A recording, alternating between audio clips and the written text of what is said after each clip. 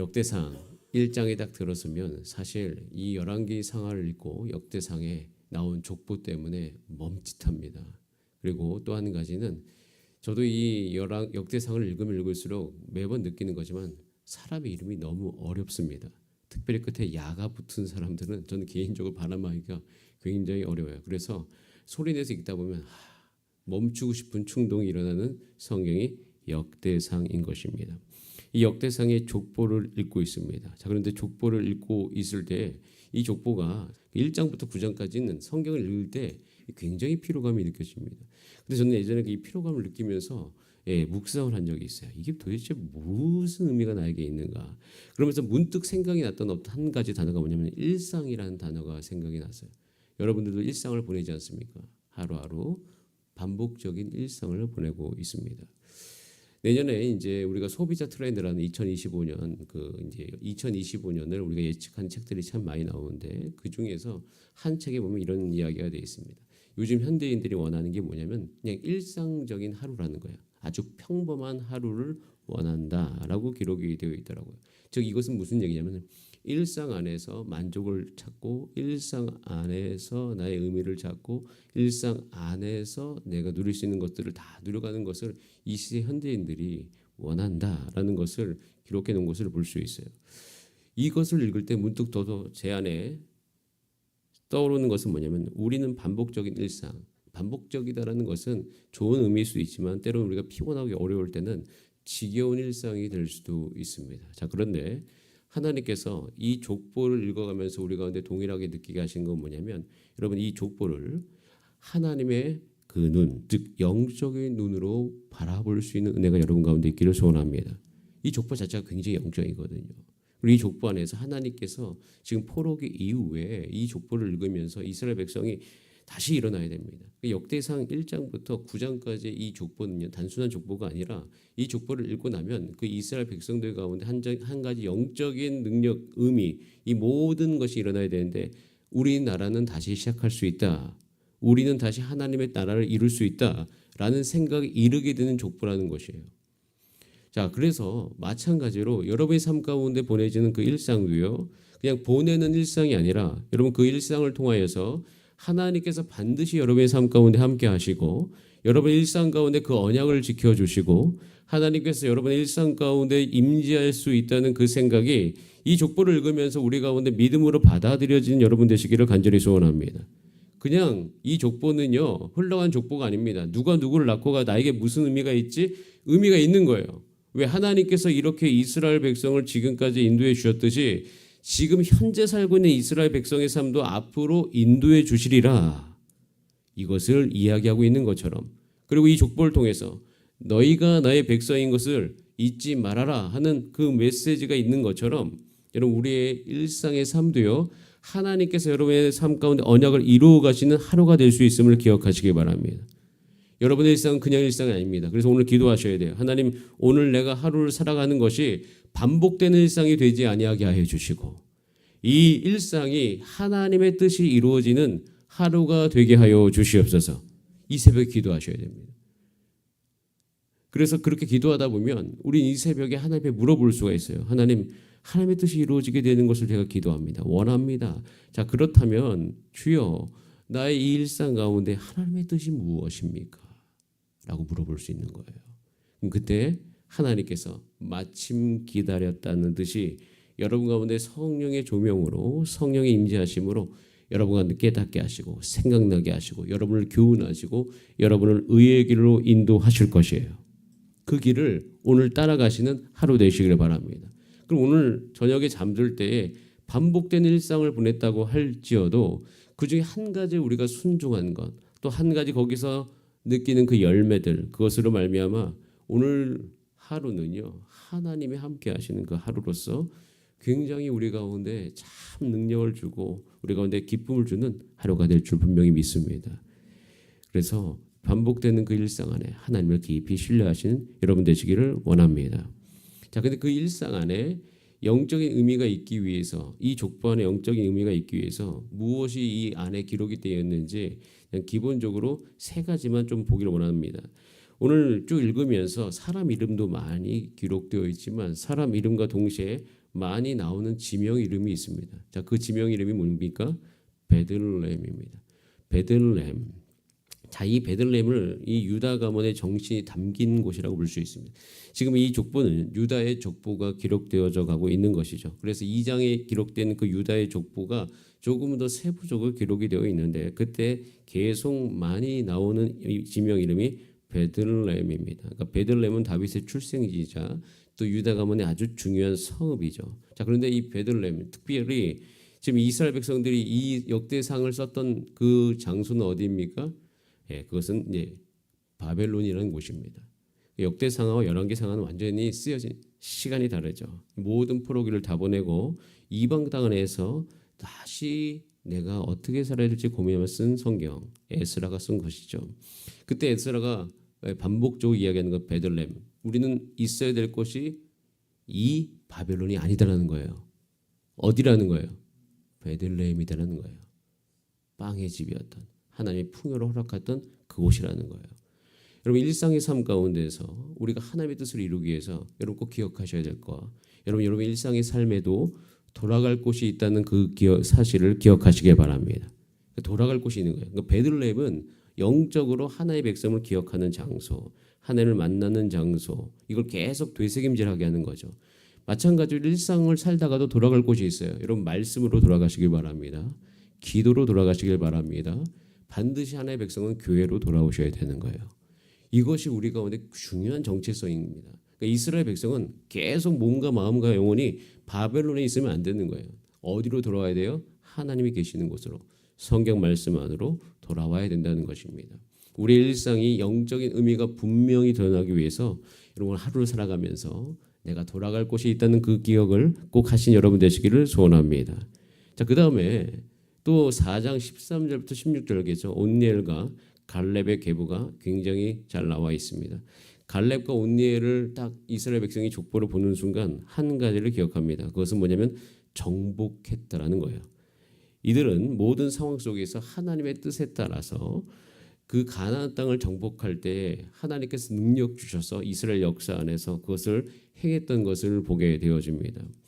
그러니까 당시 이스라엘 백성들은 바벨론의 긴 포로 생활 끝에 돌아왔고 여전히 바벨론의 시선에서는 완전한 자유를 누릴 수 없었기 때문에 그들에겐 두말할 것도 없이 영토의 지경이 넓어지기를 소망했었습니다. 그래서 그들은 돌아갈 곳이 있음을 동시에 기억하면서 정복할 곳이 있음을 또한 기억합니다. 여러분, 여러분의 삶 가운데서도 하나님께로 돌아가면서 또 이 세상에 살면서 여러분들이 죄에 물들지 않고 정복해야 될 것이 있다는 그 사실 기억하신 여러분 되시기를 원합니다. 정복한다는 것은 단순히 내가 이긴다 개념이 아니라 그 모든 영역을 거룩하게 하나님께로 돌린다는 거예요. 즉 여러분이 삶 가운데서 이 세상에 살아가기 때문에 여러분이 거하는 모든 일상이 하나님의 말씀대로 되지 않는 곳이 참 많잖아요. 회사도 그렇고 가정도 그렇고 우리의 어떤 모든 삶도 그럴 수 있습니다. 근데 그곳에 대해서 우리가 항상 인식을 해야 돼요. 가서 하나님 내가 거하는 곳이 하나님의 말씀에 영향력이 임하게 하여 주시옵소서. 내가 밟는 땅이 하나님께 예배드리는 거룩한 땅이 되게 하여 주시옵소서. 이런 생각으로 살아간다는 거예요. 그러니까 역대상을 보면서 우리가 여기서만 있는 것이 아니라 하나님의 약속을 잘 붙잡아서 이제 정복할 곳이 있다는 그 사실을 내가 기억해야 되겠구나라는 것을 알게 되는 것이죠. 자, 이렇게 하다 보면 이렇게 이 4장을 사실 역대상의 이 족보들을 묵상해 가는 굉장히 까다롭지만 이렇게 묵상을 하다 보면 어느 날 갑자기 문득 너무 유명한 기도 하나가 이 역대상 4장에 나오는 것을 알 수 있죠. 그 기도는 야베스의 기도죠. 이 야베스의 기도가 딱 눈에 들어오기 시작합니다. 자, 10절 말씀 같이 한번 읽어보겠습니다. 오늘 4장 10절입니다. 시작. 야베스가 이스라엘 하나님께 아뢰어 이르되 주께서 내게 복을 주시려거든 나의 지역을 넓히시고 주의 손으로 나를 도우사 나로 환난을 벗어나 내가 근심이 없게 하옵소서 하였더니 하나님이 그가 구하는 것을 허락하셨더라. 아멘.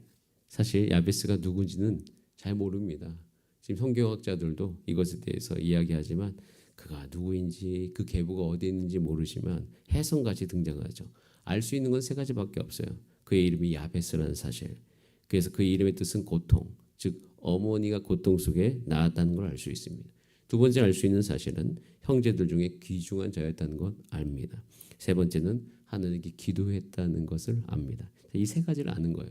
자, 그런데 중요한 게 뭐냐면 이 야베스가 기도했다는 사실입니다. 자, 그런데 거기서 기도했다라는 히브리어 단어가 카라라는 단어를 갖고 있는데요. 이것은요, 온 마음 다해 부르짖었다는 거예요. 자의 모든 에너지를 다 거기에 쏟았다는 거예요. 거기에 집중했다는 거예요. 집중을 어떻게 합니까? 하나님 나의 지역을 넓혀 주시옵소서. 나를 도와 주시옵소서. 이 모든 환난으로부터 나를 벗어나게 하여 주시옵소서. 이렇게 기도했다는 거예요. 근데 이렇게 단순히 기도하면서 이 기도에 아주 독특한 특징이 하나가 있어요. 그게 뭐냐면 우리 한국어 성경에는 그 단어가 굳이 표현되어 있지는 않지만 만약에라는 용어를 썼다는 거예요. 그러니까 여기 보면 그게 표현된 뉘앙스가 내게 복을 어떻게 하라고 주시려거든 이라는 그 표현 안에 만약이라는 용어를 사용했다는 거예요. 근데 기도 중에 만약이 믿음이 없다 이렇게 생각할 수 있을 수 있는데 만약이라는 기도를 하신 분이 또 있습니다. 누구십니까? 누구세요? 예수님이잖아요. 어디서? 겟세마네에서. 겟세마네에서 만약이라는 단어를 쓰시면서 기도를 하십니다. 자, 그런데 그래서 만약이 믿음이 없는 기도가 아니라요. 사실 만약이라는 기도라는 것은요. 하나님의 주권을 인정하는 기도입니다. 즉 이 만약이라는 기도를 하면서 하나님께 나의 뜻을 관철시키려고 했던 그 모든 것을 내려놓고 지금 중요한 것은 뭐냐면 나의 원함보다 누구의 원함이 더 중요하다는 거예요? 하나님이 원하는 거. 하나님이 원하시면 그렇게 해달라는 것이에요. 예수님께서도 그렇게 기도하잖아요. 만약에 이 모든 것을 지나가게 하옵소서. 그런데 하나님의 뜻이면 그것이 내게 이루어지기를 원합니다 하면서 하나님의 뜻이 이루어지기를 원하는 기도. 이 야베스의 이 만약의 기도는 하나님의 주권을 인정하는 기도였습니다. 더 나아가서 하나님의 주권 아래 자기 자신을 내려놓는 작업이었습니다. 여러분 일상 안에서 여러분의 지경이 넓어지게 되기를 간절히 소원합니다. 여러분의 삶 가운데 하나님의 복이 임하기를 원합니다. 여러분의 삶 가운데 근심이 없기를 원합니다. 자, 그런데 이거 누가 원하시는 것입니까? 하나님이 원하십니다. 한번 따라할까요? 하나님께서 원하십니다. 하나님 원하시는 길을 하는 거예요. 하나님께서 이걸 원하신다는 오늘 신뢰를 주 앞에 올려드리시길 바랍니다. 하나님 여러분을 온전케 하시기를 원하십니다. 그런데 하나님이 원하시는데 그렇게 되지 않는 이유에 대해서 기도를 하다 보면 사실 이 새벽에 성령의 조명 안에서 놀랍게도 내 삶 가운데 바뀌어야 될 영역, 내 삶 가운데 죄의 영역, 이 모든 것이 보일 때가 있어요. 여러분 그때 그것이 은혜다라고 기억하시길 바랍니다. 주권을 내려놓고 기도하면 하나님이 원하시는 이런 거예요. 야, 나는 우리 자녀들이 원합니다. 어떻게 되기를. 그런데 그 자녀들이 나는 원하는데 자녀들도 원해요. 자, 그런데 왜 안 됩니까? 자녀들의 삶 가운데 자기도 원하는 것을 방해하는 태도가 그 인생 가운데 있을 때가 너무 많아요. 공부를 잘하고 싶대요. 근데 공부를 방해하는 습관과 태도가 누구에게 있어요? 본인에게 있어요. 관계를 잘하고 싶대요. 근데 그 관계를 방해하는 요소가 누구에게 있어요? 자기에게 있어요. 그럼 부모 입장에서 가끔씩 자녀가 물어보기를 원할 때가 있어요. 내가 이야기하면 싫어해요. 그럼 어떻게 해요? 본인이 그걸 같이 원해서 아빠도 이거 원하고 부모도 이걸 원하고 나도 원하니까 이건 어떻게 되지? 해서 언젠가는 물어보게 되기를 원할 때가 있어요. 그럼 어떻게 해요? 물어보면 그때 이야기할 수 있는 타이밍이 오거든요. 우리 인생도 동일할 때가 있어요. 여러분 이스라엘 백성이 하나님께 나와서 묻기를 하나님 너무 원하셨을 거예요. 성경 읽다 보면 하나님 원하시는 게 느껴져요. 그럼 그거 나도 원하거든요. 근데 둘 다 원하는데 왜 안 되는가? 그것을 깊이 주 앞에서 기도하다 보면 하나님의 주권을 인정하면서 기도하다 보면 때로는 이 부분이구나. 그래서 만약에 그것이 다 안 된다면 오늘 이 새벽에 혹시 여러분 가운데 하나님도 원하고 나도 원하는데 왜 안 되지? 하나님께 한번 물어보세요. 하나님 내가 왜 그렇습니까? 그럼 하나님께서 기다렸다는 듯이 여러분을 정말 하나님이 원하시기 때문에 여러분 가운데 임하셔서 여러분들이 그렇게 갈 수 있도록 저는 인도해 주실 것을 신뢰합니다. 하나님께서 그렇게 여러분이 반응하게 되기를 원하시는 거예요. 하나님 이스라엘 백성을 누구보다도 일으키고 싶으셔 하십니다. 하나님 누구보다 우리 교회를 여러분을 일으키고 싶어 하십니다. 저도 그걸 느낍니다. 그렇기 때문에 우리는 어떻게 해야 돼요? 오늘 물어야 되는 거예요. 자, 그래서 12월을 시작하면서 여러분 이 12월 한 달을 저는 우리 교회가 정말로 주 앞에 기도하는 한 달이 되기를 소원합니다. 주 앞에 정말 주의 뜻을 물어보는 한 달이 되기를 원합니다. 그렇게 되면 2025년도 우리 가운데 새로운 도전이 있습니다. 2025년은 전도하는 한 해가 되게 하소서. 영원히 우리 교회에서 예수 믿고 구원받게 하여 주시옵소서. 정말 세례받는 교회가 되게 하여 주시옵소서. 그것과 함께 여러분의 삶의 모든 지경도 하나님께서 원하시는 대로 넓혀지고 주의 뜻이 여러분 삶 가운데 새롭게 일어나게 될 줄 믿습니다. 그런 내가 저 여러분 가운데 있게 되기를 소원합니다. 우리 한번 따라할까요? 나의 지경을 넓히소서. 여러분의 지경이 넓어지게 되는 은혜 누리시는 12월 되시기를 기도합니다. 자, 우리 다 함께 기도하시겠습니다. 제가 원래 12월 기도 제목을 오늘 드려야 됐는데 제가 못했습니다. 내일 드릴 수 있는데요. 자, 여러분 그래서 12월 기도 제목을 드릴 것입니다. 여러분 그것을 가지고 쭉 기도해 주시고요. 그리고 오늘 기도해 주실 때 우리 다음 세대의 교사들을 위해 한 번 더 좀 기도 부탁을 드립니다. 하나님, 교사들이 세워지게 하여 주시옵소서. 각 부서별로 6명의 교사가 세워지게 하시고 아이들이 잘 양육받게 하여 주시옵소서. 그래서 소문나게 하소서. 이 교회는 최선을 다해서 영혼들, 학생들을 돌보는 교회임이 소문나게 하시고 많은 사람들이 주 예수 그리스도와 함께 같이 동행하게 하여 주시옵소서. 그런 내가 우리 가운데 있기를 소원하면서 여러분의 삶의 문제와 또 아프신 분들, 수술 이후에 회복되신 분들 기억하면서 자, 다 함께 주여 한번 부르신 다음에 합심으로 기도하시겠습니다. 주여.